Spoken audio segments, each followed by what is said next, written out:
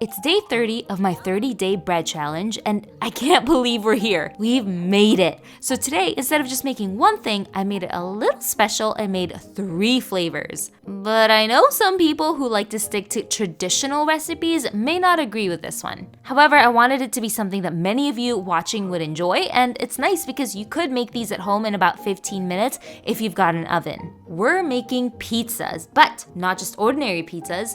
These pizzas will cover your full day of meals, breakfast, lunch or dinner, and dessert. And they'll be inspired by Filipino dishes that I feel like most of you watching would enjoy. The first one is a Filipino breakfast-style pizza, which is a nod to a dish called silog. Silog is a plate that typically has your choice of meat, garlic fried rice, egg, and usually a side like tomato, cucumber, or mango. So I was wondering, would this actually taste good on pizza? Let's see.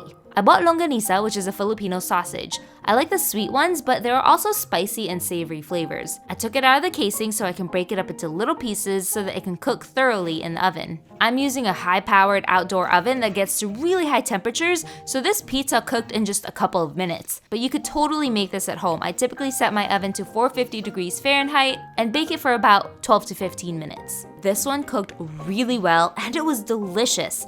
The crust ended up being nice and floofy, and the sweet longanisa played so well with the tomato sauce and cheese. So after breakfast, if you got some space, the next pizza is gonna be a lunch or dinner type of flavor. See if you prefer the breakfast pizza or this one instead. I decided to go to the local Filipino store where they also sell hot Filipino meals. I was going back and forth on the many toppings I could put here since there's a ton of incredible Filipino dishes, but I decided to pick pork adobo. And guess what? This pork adobo pizza is, wow, amazing. This has to be a thing. Doug and my brother inhaled this one easy. The stronger flavors of the soy sauce and vinegar really stood out against the bread, tomato, and cheese of the pizza base. Fantastic, fantastic. Alrighty, those were amazing, but we gotta make some room for dessert. A viewer actually recommended making a dessert pizza, so this one's for you, but what's a good sweet base? Here's what I ended up using. This sweet pizza is taking inspiration from turon.